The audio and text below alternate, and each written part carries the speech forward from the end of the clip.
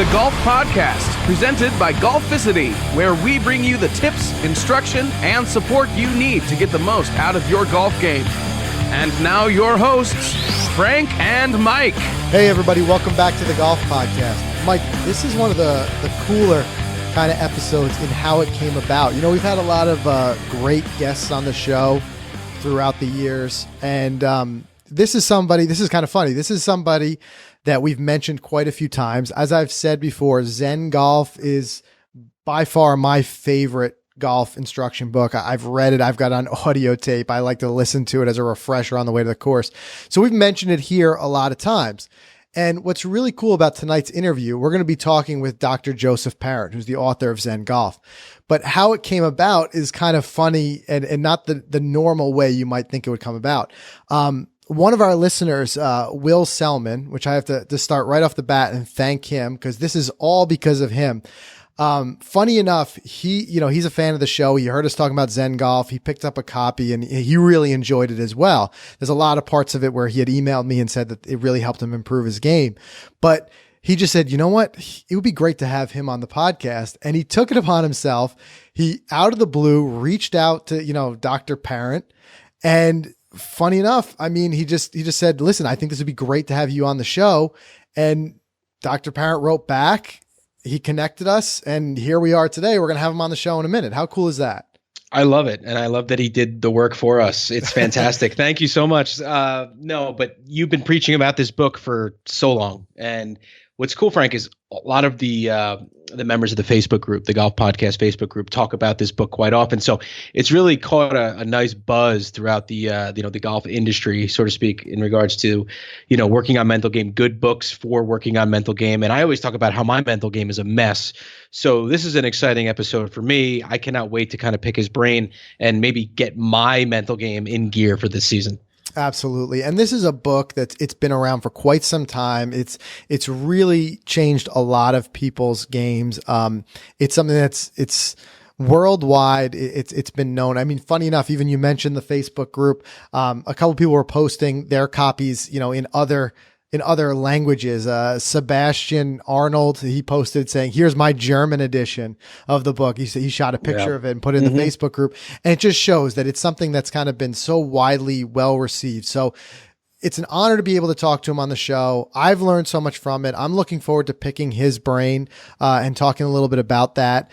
But like I said, because so many people are fans of the book, I think it's a way to kind of it's just a great thing that Will did to take it upon himself to kind of help put this whole thing together. So again, Will, we appreciate that. And what's really cool too, we're going to touch on, Dr. Parent has a new book that he just released where he's going to be talking a little bit about, dieting and how to apply that mindful mindset that we talk about in Zen Golf to losing weight. And I think that's perfect timing because we just talked in our last episode, Mike, about our 2017 goals. And what's one of the biggest goals everyone has is getting fit, getting healthy, losing weight in the new year. Sure. And unfortunately, it also tends to be one of the biggest disappointments come February or, March, and it's just not happening. So I think we'll pick his brain about that a little bit too while we have it, because look, at the end of the day, golf is a sport. You have to be in decent shape to be able to play this for life like we always want to do. Of course. So let's keep the intro really short because, like I said, I want to have as much time as we can to talk to Doc. So let's just do this. Let's do a quick word from our sponsor, Mike, and then we're just going to bring him right on the show. This episode of the Golf Podcast is sponsored by Hackers RX, a durable, collapsible, convenient, and probably the simplest golf tool you'll ever use. Frank, I love how you describe this tool as a Swiss Army knife for your golf bag. Thanks to these guys, we can carry around a portable practice station in our own golf bag that offers training for aim, stance, swing path, ball position, you name it. Last season, I couldn't stop complaining about missing greens, chunking bunker shots, and even slicing the ball far right, which I always talk about. So I have no excuses here, Frank, now that I have this training tool. Yeah, and you know what else, Mike? It's no secret in the golf world that there are a lot of gimmicky golf tools out there. So when we come across a training aid that provides real, simple, effective, and what I like, visual feedback, I like to jump all over it. And the Hackers RX is exactly that. This full game training session is both simple and smart. Plus, like you said, the size makes it super convenient to train just about anywhere. The days of those long, unwieldy alignment sticks are gone. This all-in-one system, it collapses down small enough that I like to just throw it in the side pocket of my golf bag. That way I have it on the range anywhere I need it when I'm warming up, chipping, anything like that. And look, as a listener of the show, you already know that I'm a big believer that good shots come from having a great setup. And this simple tool is designed to help provide that visual feedback you need to make sure you're properly aligned and that ball is positioned exactly as it should be every time. Plus, living in the Northeast, it's tough to practice year round, but with the Hackers RX, I can practice things, Mike, like my stance, my swing path, ball position, even my posture I can work on right in my living room. And Mike, here's the best part. Our friends at Hackers RX are offering this one-of-a-kind training aid to listeners of the Golf Podcast for only $34.95, and they'll even ship it for free. Just visit their website at www.hackersrx.com and be sure to use coupon code GOLFPODCAST, that's one word, Golf Podcast, at checkout to grab this exclusive discount. Hackers RX, the prescription for proper practice. Okay, so we've got the unique honor of speaking with Dr. Joe Parent, author of Zen Golf, amongst other best-selling golf books. I want to take a quick second to welcome Dr. Joe to the show. Welcome. Hi, how are you doing, Frank and Mike? Doing great. Doing great. Doing excellent. As much as with our audience, you need no introduction because, funny enough, it's amazing the response we've had from us just talking on the show about Zen Golf and the number of listeners who've shared their experiences with the book with us has just been phenomenal. In fact, one thing that I find really excellent is this all came about, Doc, just from one of our listeners, Will Selman, who had reached out to you, and you were kind enough to get back with him, and he had mentioned how great it'd be to hear you on the show, and that's brought you here. So before we do anything, just take a second to thank Will for bringing this together. Yes, absolutely. I always feel like coincidences happen, and those kinds of connections, you follow them through. And you never know where they lead, usually to some interesting places. To some hopefully at least some great conversations, right? Exactly. Well, for any of you out there who are new to Dr. Joe Parent's work, he's been doing this for a very long time, working in the area of performance psychology, working with athletes, actors, artists, executives, really. And what I really like is your ability to build off this idea of mindful awareness and bring that to different areas of life, not just golf. And we're going to talk a little bit about your new book. We're going to talk about your diet book and how that's being applied there.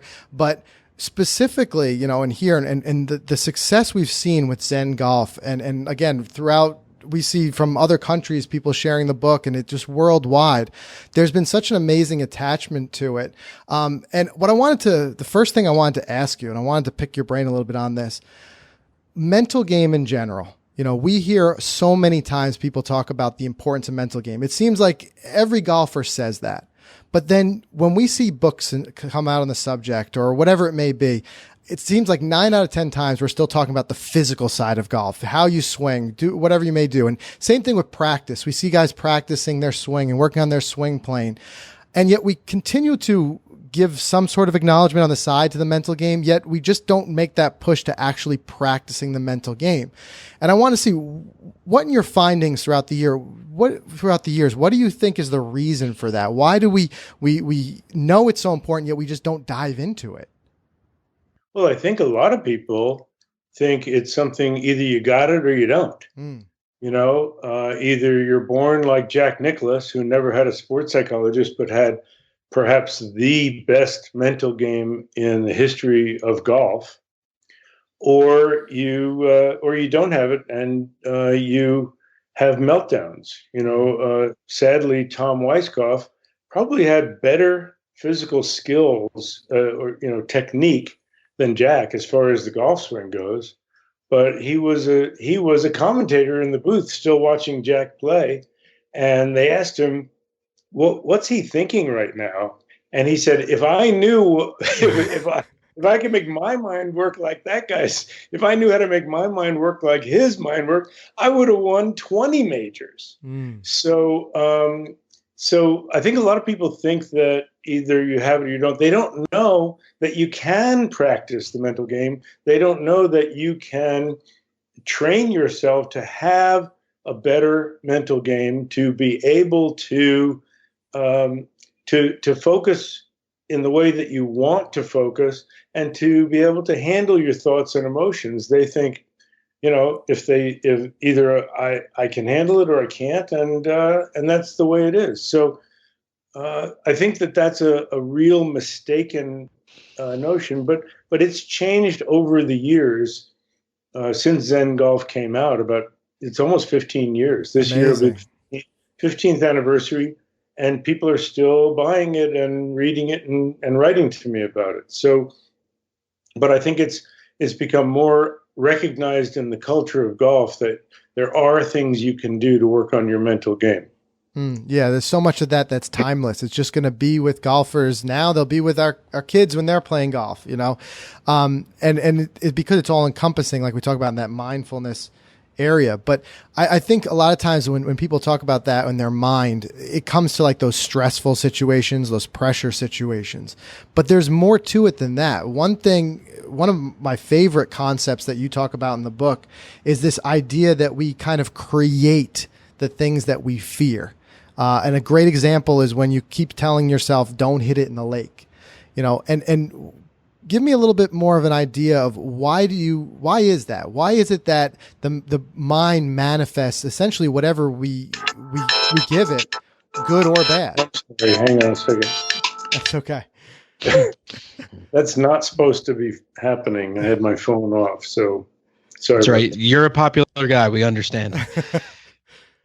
Okay, so let me get it turned off. There we go. Okay. So Good. yes, So, that concept, going back to it, where it's saying we seem to manifest these things, whether they're good or bad. And a lot of times it tends to be bad. It's these things, it's this negative talk. Don't do this, don't do that. And yet our body physically makes that thing happen that we didn't want to do. Yeah, that's the chapter, you produce what you fear. Mm-hmm. And part of there are two parts to that. One is, why do we go negative? Okay. That part has to do with the culture of golf. We focus on what could go wrong rather than what could go right. Mm-hmm. And as players get better, they actually start to expect more to go right, so they're harder on themselves in some way. Because they say, why did that happen? But it also comes from television and the communication we get, because the job of a television commentator is not to report the action. There just isn't much action. The job of a television commentator is to create excitement. And the only excitement is danger. When the ball lands on the green, unless it gets really close to the hole, that's not that exciting. But as the player steps up and there's out of bounds on the left and a creek on the right and a bunker in the landing area, and they have a one-shot lead, that's exciting because of all that can go wrong. Mm-hmm. And so that becomes part of the culture that we describe situations about what could go wrong. So this happened to me when I was giving a corporate talk at Riviera Country Club in Los Angeles. And the last hole is famous for its difficulty. So Scott McCarron was giving a talk before me, and somebody said, so what do you think of this 18th hole? And he said, oh, well, even if you get your drive in the fairway, you got a hanging lie. There's a huge hillside of thick grass on the left, and off on the right, it drops straight down to the hot dog stand. Mm-hmm. And so then I got up after him, and I said, that description Scott gave, when you listen to that, how much fairway and green came to your mind? Mm-hmm. How much did you visualize fairway and green? And people realized they didn't. They visualized an awkward stance, a hill full of thick grass and a hot dog stand. So I said, let me describe the same hole a little differently.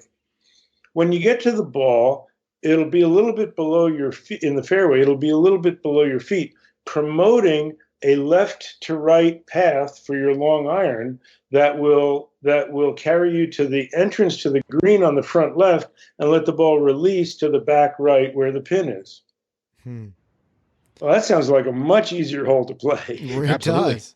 And all you were visualizing was fairway and green. So that's how you can change your mind and change your attitude. So if you have that, then you say, okay, all I need to do is hit it towards the front left of the green, as opposed to don't hit it in the thick grass on the left. Don't hit it down the hill to the hot dog stand, which is the more conventional attitude that you would take, or your caddy would say, describe to you. Yeah. So it's that simple reframing that can kind of just exactly. And exactly. Where is it that kind of switches from a good, strategy to execution? So for instance, one thing that we kind of talk about often is a smart golfer is going to get up there on the tee and they're going to survey where the hazards are. And they're almost like a quarterback looking over the defense. And they're going to say, right, well, where's the smart play? Where's to put the ball? And there's got to be a fine line between making that smart strategic decision and negative talk, and so to speak. When instead of thinking, well, don't do this, don't do that, but also just saying, okay, that's what's out there, and then how do I do the smart strategy and play it towards a good spot? Well, I liked your quarterback analogy, and the basic answer is you take the hazards into account and then pick a target that gives you the most room to play. But you actually pick a positive intentional target. Imagine your quarterback surveying the defense, and he sees, there are 3 all-pros on the right side, on the left of their defense. So we don't want to run to the right. So he calls out the play. He says, okay, run away from the right. Right. Or even better, okay, here we go. Here's the play. Don't go right. Right. Hut 1, hut 2, hike. What do you do? What do you do? Right. Nobody knows what to do. Yeah. Because the only play is don't go right. Go right. That doesn't help you. Okay, so they're lined up. So you say, this is perfect for us to play a sweep left. And that's what you call. So you don't just say, don't go there. Pick a place you do want to go. Okay, so the same thing happens when you're approaching the green.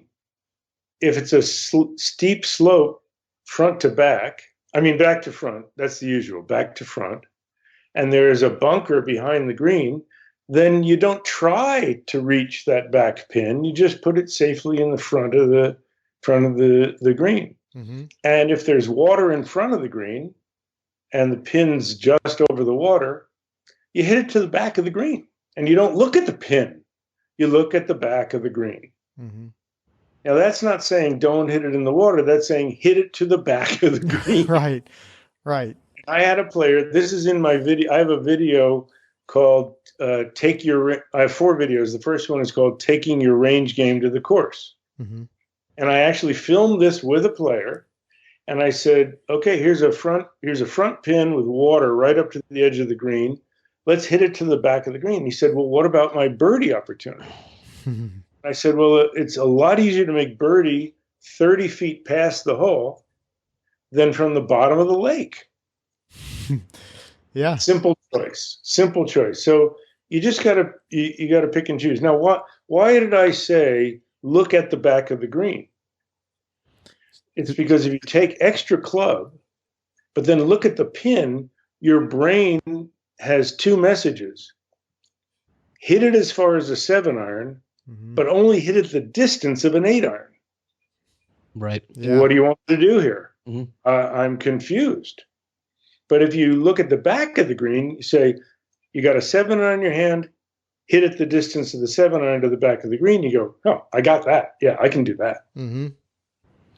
That's interesting. And that's something too that I've heard you talk about in other parts of the book, as far as actually visualizing and sending your brain two signals, something you talk about with putting often. Even on the long putts, you're still a proponent of using that, the hole and specific parts of the hole as your target, rather than sending your mind the signal of saying, pretend the hole is, a foot past or a foot short for different speeds. So right. that's an interesting thing too, because again, it comes down to the mind, is going to be confused by two targets. It's going to not be able to know what to manifest in that situation.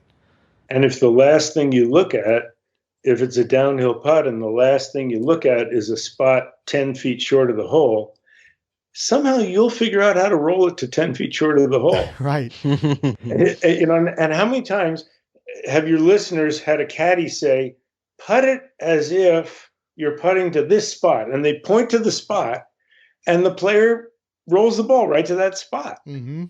They go, no, I didn't mean put it to that spot, put it as if that was your spot. Right.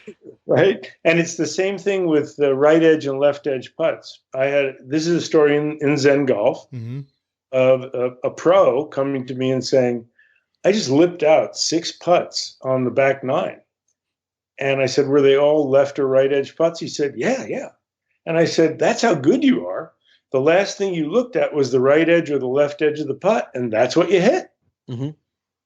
So he said, oh. I said, what if you looked just barely right or left of center of the hole? Yeah. And said, it's as if I'm aiming at the right edge, but that's not my target. My target is for it to move 2 inches to the right center or left center of the hole. Mm. So let's go back to that produce what you fear. It's the same thing that we're talking about right now. Your brain doesn't know when you give it an image if that's the image that you want to go towards or anywhere else. Right. So you have 2 possible things that happen. You say there's the lake on the left side. You don't want to go to the lake. So your body kind of freezes and tenses up. Your arms pass, your upper body passes your lower body. You hook it into the lake on the left side because your brain says he wants me to hit it there because that's the last image he gave. Now, the other thing it could be is that it says, whatever you do, don't go there.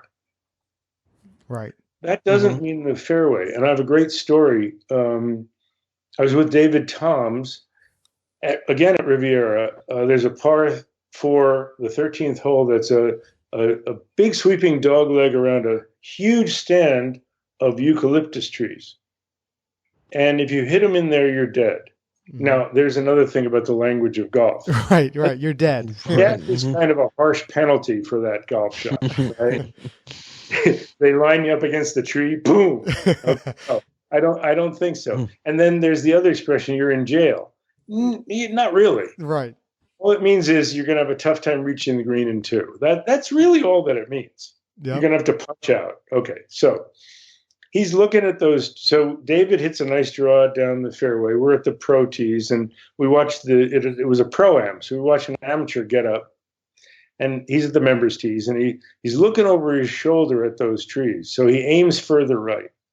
He's still looking over his shoulder at the trees, and he aims even further right. Now he's aiming at the right rough. He still looks over his shoulder at the trees, and then he swings at the ball. He holds off to keep it from going left. So when you hold the face open, where does it go?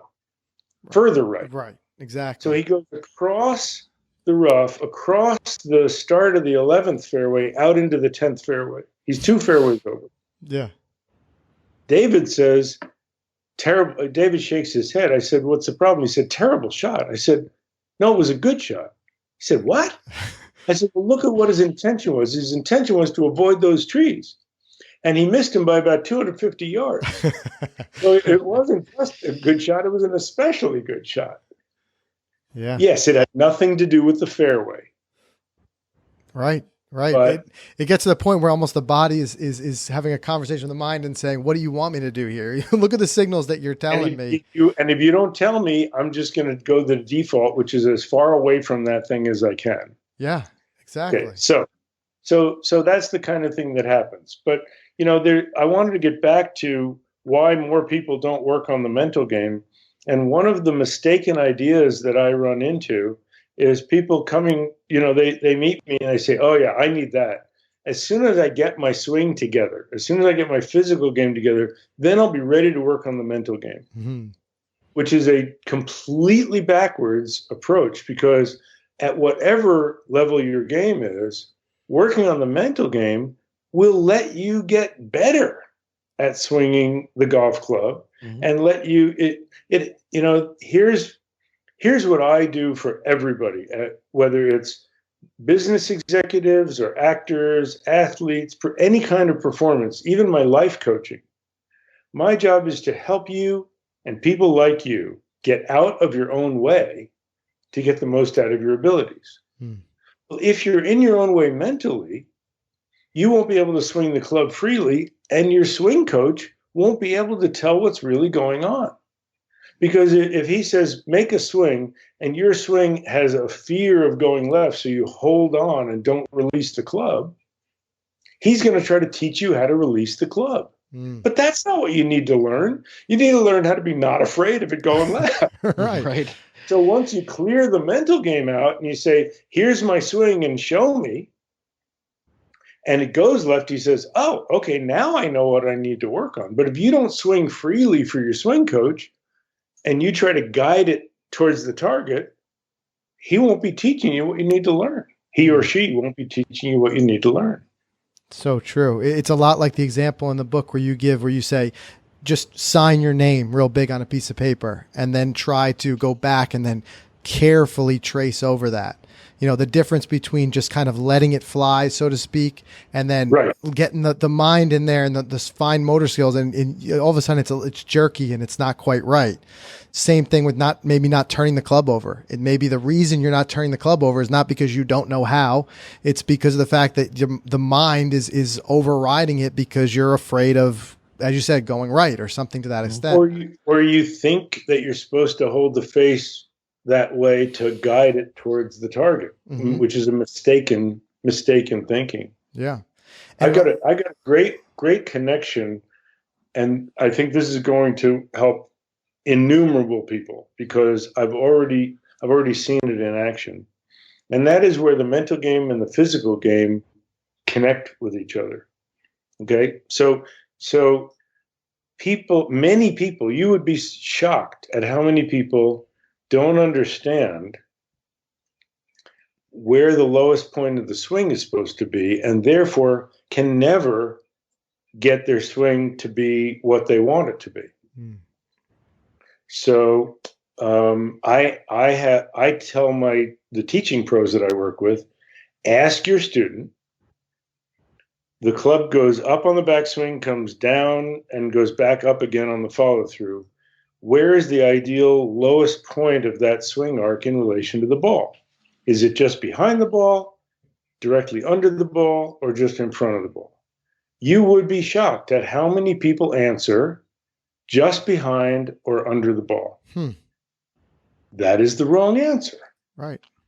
The way golf clubs are designed is for the lowest point in the swing to be a bit in front of the ball. And I had a guy who thought he was a good golfer, and he went out playing with one of the instructors, and the instructor told him this, and he said, but how do you take those big divots if you don't hit behind the ball? Right. The divots happen in front of the ball. He says, no way. It's inconceivable for some golfers. So just that tip. So this swing coach who he started asking every single one of his lessons that question before he started. He said it's about 50-50. Yeah. And he works with good players. And that's interesting one. We had, Mike, you and I just had talked about that a couple episodes ago about moving that divot forward and people understanding where that's really coming from. It's shocking how many people don't understand it. But if you do, if you think it's behind the ball, you will always hit it fat and thin because you think you're coming up into the ball. And you can't do that when the ball's sitting on the ground. It's fine with your driver. Right. Right. That's the only swing that's different. There's the one where we're hitting up on the ball. Everything else, it's down on the ball. Even then, there are differences of opinion about how much you're hitting up on the ball. Right. But you're certainly not hitting up on the ball when it's sitting on the ground. So anyway, I just wanted to give you an interesting example of how the mental understanding is necessary to actually put it into play, because I've seen players try to get to their left side and spend 20 minutes with drills getting to their left side. Then they play a shot and they fall backwards because they think they're supposed to help the ball in the air. Yeah. Yeah. That makes a lot of sense. Well, let's go on to some of the other things about Zen golf that, I mean, it's so, as you can tell, I get jazzed talking about this stuff. Yeah. Well, you and me both. Well, one thing that I wanted to get your take on, because I find this to be something that maybe it's unique to the time, maybe it's not so much, maybe it's just different medium.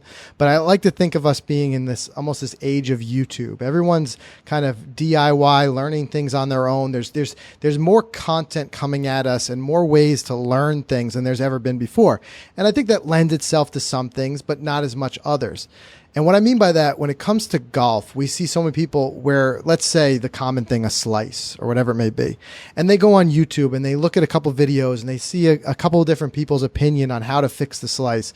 And they keep, instead of kind of coming back and simplifying their swing, we're seeing them add more and more and more on, to the point where they get so far away from their natural swing, something has to break. It just seems to getting worse and worse. And when they get better is that moment they say, you know what, I give up on all this. I'm just going to swing. And then all of a sudden they feel like it's so much better. And it reminded me of the story you tell in your book about the clay statue, you know, and the gold underneath and adding on to it more and more. But I want to get your take on that. Do you think now where we have so much more instruction coming at us from so many different angles, and I don't mean one-on-one instruction, I mean stuff that you're digging up and finding, do you find that amplifies this issue, or is it something that's just as old as time and it's just a new way it's manifested? I think that it's something that's old as time. And it's a new way of manifesting, of collecting all that information. Before we had all of this, I would have a player come and say, well, I went to this coach and, you know, this guy says, and this, but you had to have a decent amount of money to go to all those coaches. Right. Now you can get it all online for free or very little. But I describe what I call what you just described, I call it moron golf. And you even said it. You said you pile more on. Right. So is that really what you want to be doing? And in fact, in Zen Golf, I talk about trying to do little fixes while you're playing. You go, oh, okay, so I got to do this, and you start giving yourself lessons. There's a chapter, during your swing is not the time to give yourself a lesson. Mm-hmm.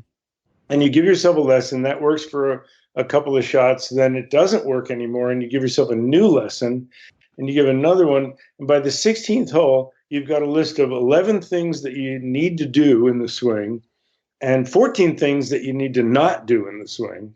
Right. And you feel like you're twisted up into a pretzel, and you're not even sure which end of this thing to hold. And at that point, you do exactly what you said. You say, I give up, I'm just going to whack it. And suddenly, and usually it happens about the 16th or 17th hole. So we get a couple of holes, we play well again, and we're hooked for the next time. But you know, it's not that you suddenly found it. It's that you stopped trying so hard to be so perfect and just let what the best swing that you have with you that day come out. Mm-hmm. And that doesn't mean you're going to hit the ball perfectly every time, but at least, as I said, my slogan is, you get out of your own way, and whatever you got, you dance with the one that brung you. That's what you got. Yep. So, but trying to add on and make it better makes it moron golf. And you know, the swing that you have, like as you described in Zen Golf, I have a chapter called, you know, Your Perfect Swing. Well, that's the one the best you've got that day from whatever you've done up to that point. Right. And if you try to make it better while you're playing, then you start playing golf swing instead of playing golf. Mm-hmm. You know, just look at the target, get a feel for what you think will produce the shot that'll send it there, and let her rip. Yeah. And some of the time it'll go there, some of the time it won't. And the more practice you have and the more technical ability that you've trained, the more consistent you'll be. But at whatever level you are, being out of your own way is going to get better results than being in your own way. Right. And that's why we have that phenomenon so many times when we do hit a great shot and people say, well, what were you thinking about there? And you say, well, nothing.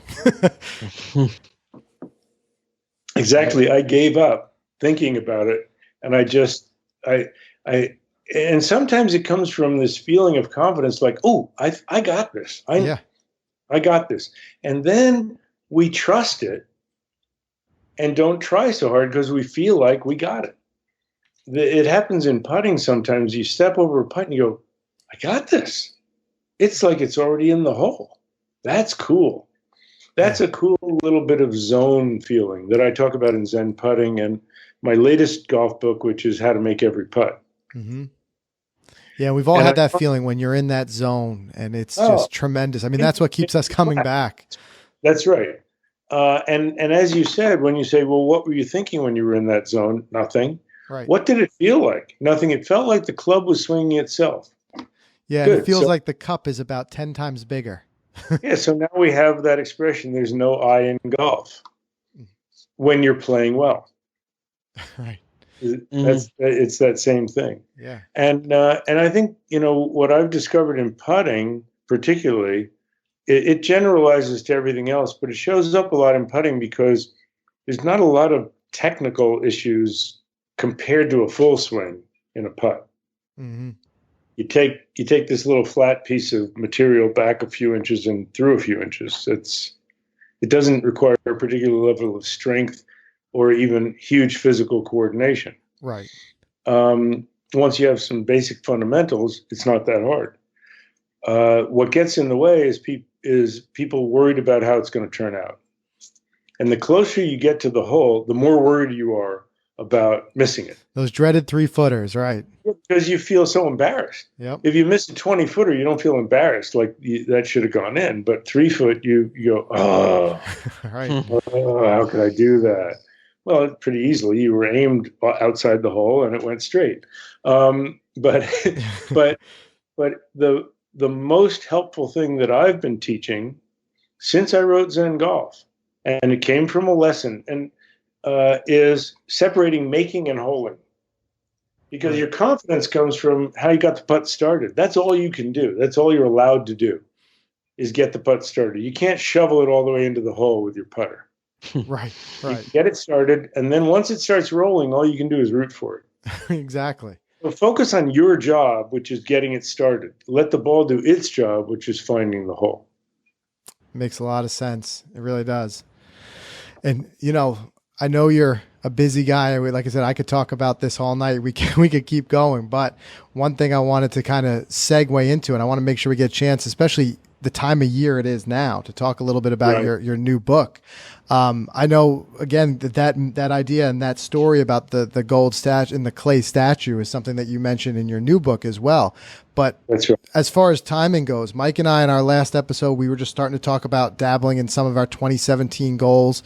I think something that comes hand in hand for all golfers, especially this being a sport that we want to play for life, and something that we can play well into our 70s, 80s, and beyond, as long as we're healthy, is the health side of it. We talked a little bit about fitness. We talked a little bit about diet. So that said, tell us a little bit about this concept and how you've transitioned that into your new book, appropriately titled The Best Diet Book Ever, The Zen of Losing Weight. Okay. So I took the concepts from Zen Golf because it's about performance. Mm-hmm. And again, getting out of your own way to get the most out of your capabilities. The key things that I teach are mindfulness and awareness.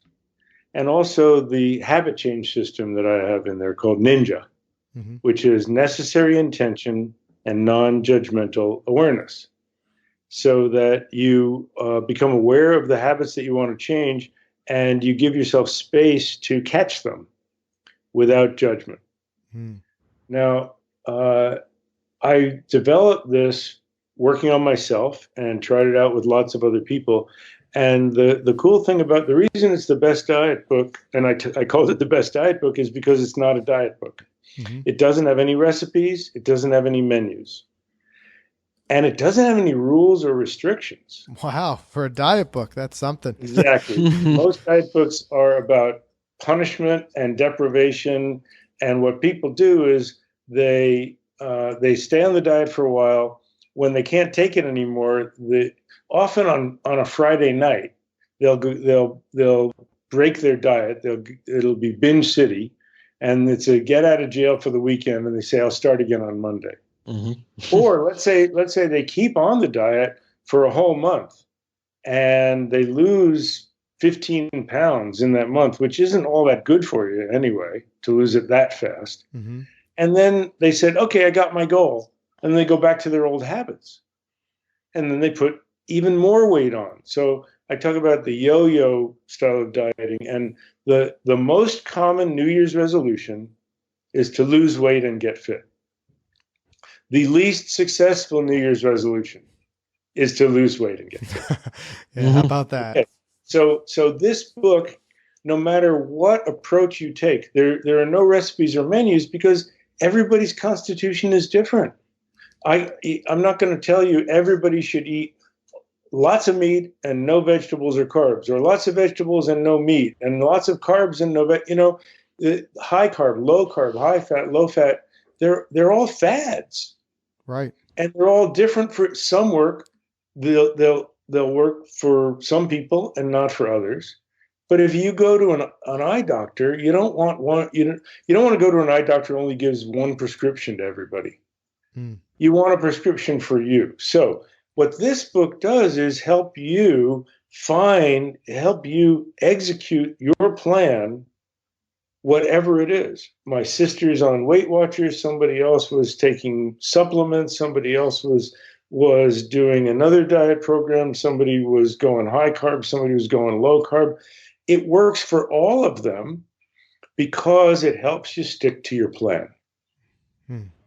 Now, I have some really, the most important thing for the book is it changes your relationship with food and eating to a healthier relationship with food and eating where you're in control of what you choose to eat. So it's a positive choice model.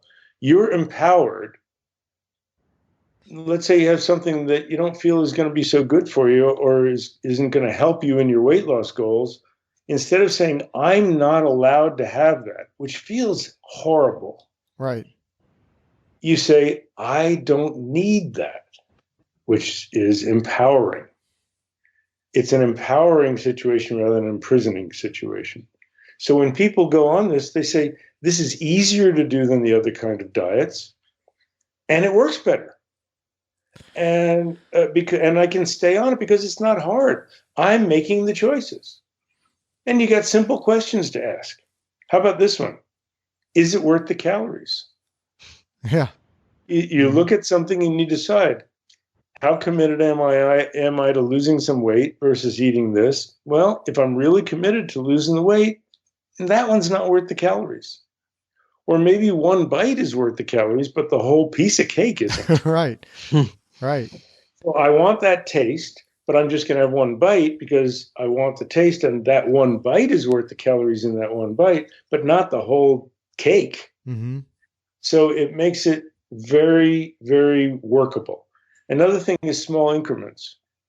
If I said, here's your goal, lose 40 pounds, you're going to go, wow. Right. I don't think that's a long way off. Here's your goal, lose 2 pounds. Yeah. You can do that. It is reminding me, just like in golf, where we say, here's your goal, break 70, or here's your goal, just hit, maybe 50% more greens in regulation.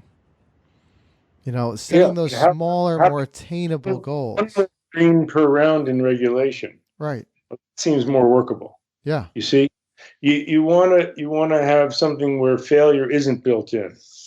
So 2 pounds, and not only that, you get a 4 pound range. So let's say, I started at 205. So at first it was get to 203. Then my goal will be 201. And if I see myself back at 205, I know I have to tighten things up a little bit. Mm-hmm. I'm now my range is 178 to 182.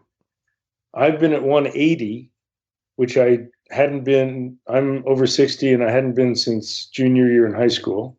Right. I wrestled at 178 and I cut weight to get there. So right now I'm at 180, and when I see 182, it seems high to me. And that was an unimaginable goal 2 years ago. Mm.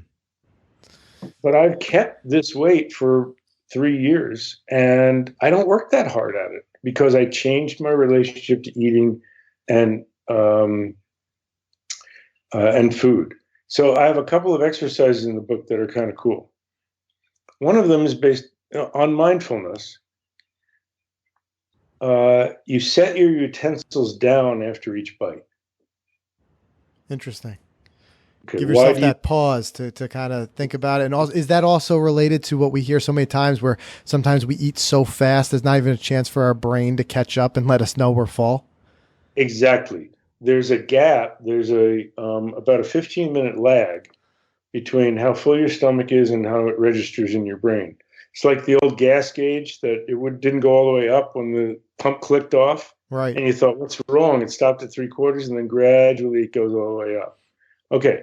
So prehistorically, we are set up to eat. And this is the problem that I set out. The 3 twos, TOO.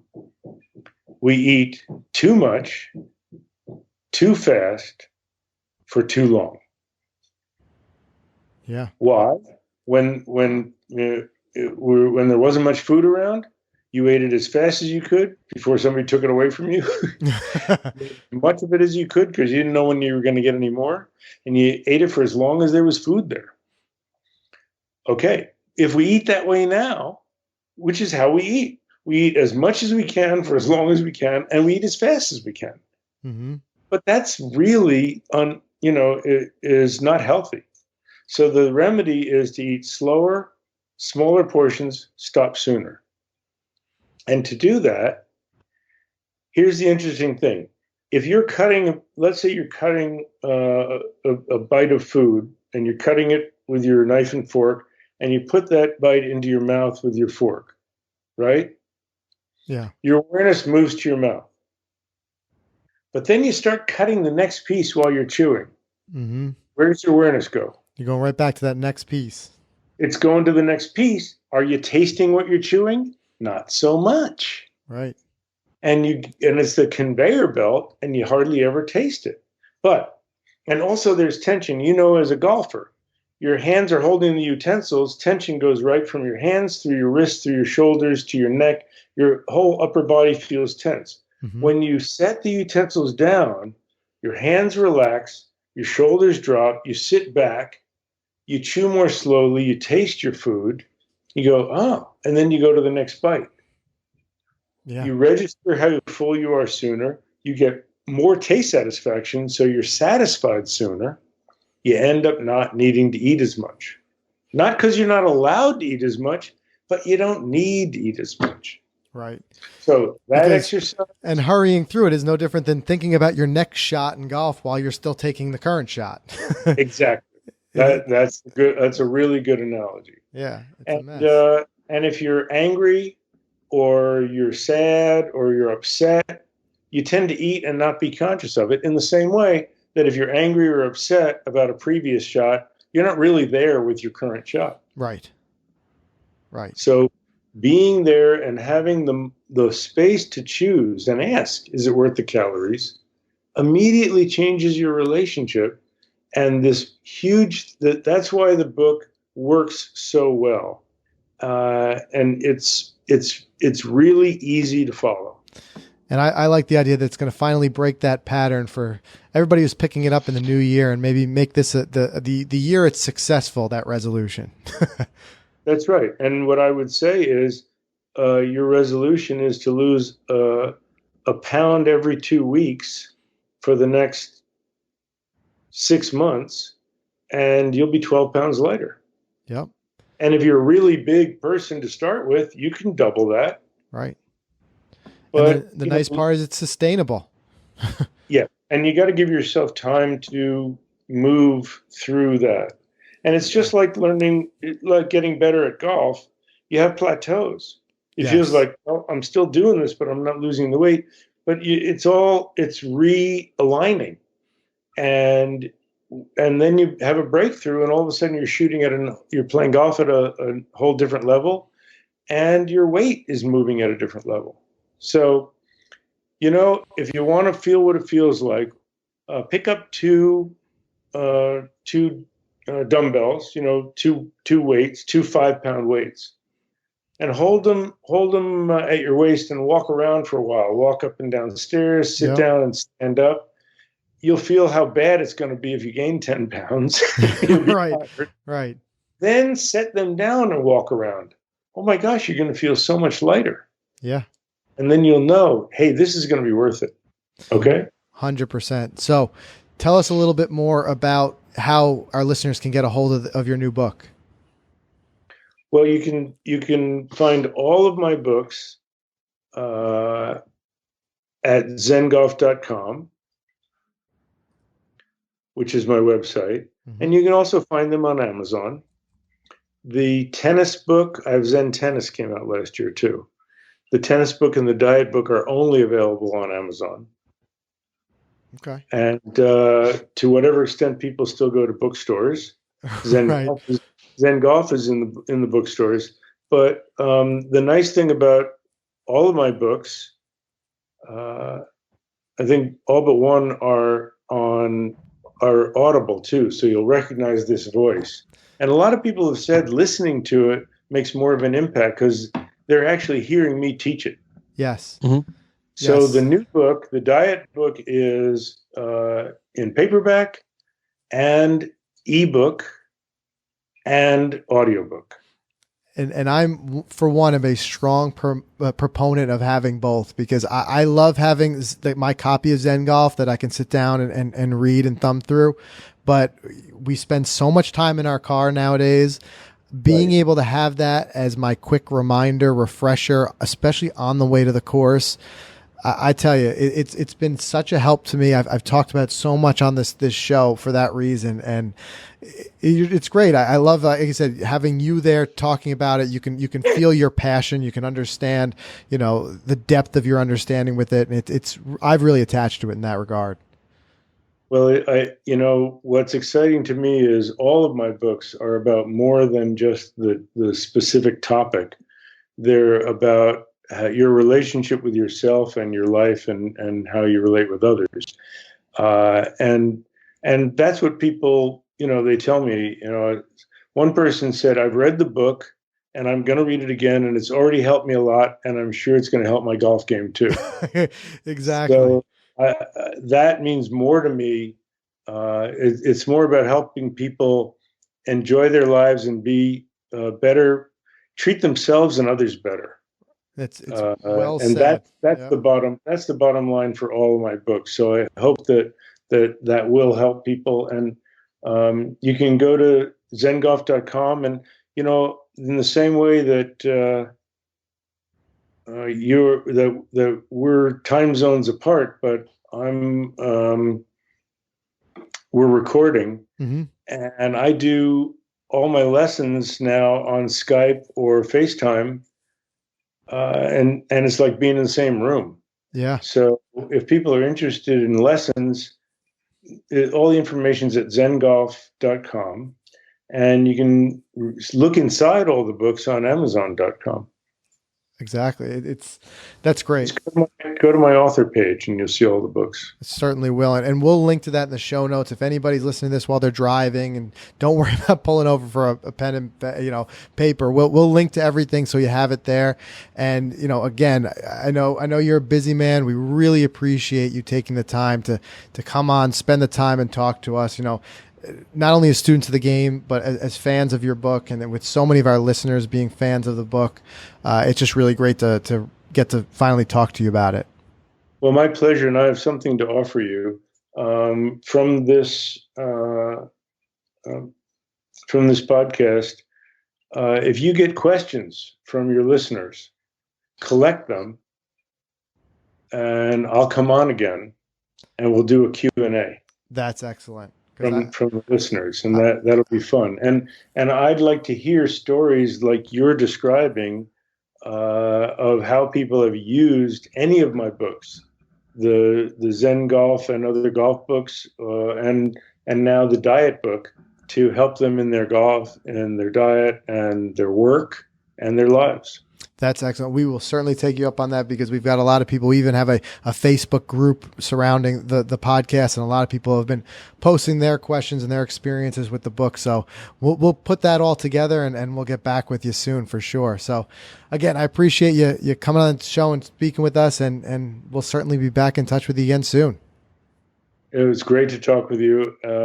I always enjoy it, and I'm happy to do it. Excellent. Well, take care, and we'll speak with you soon.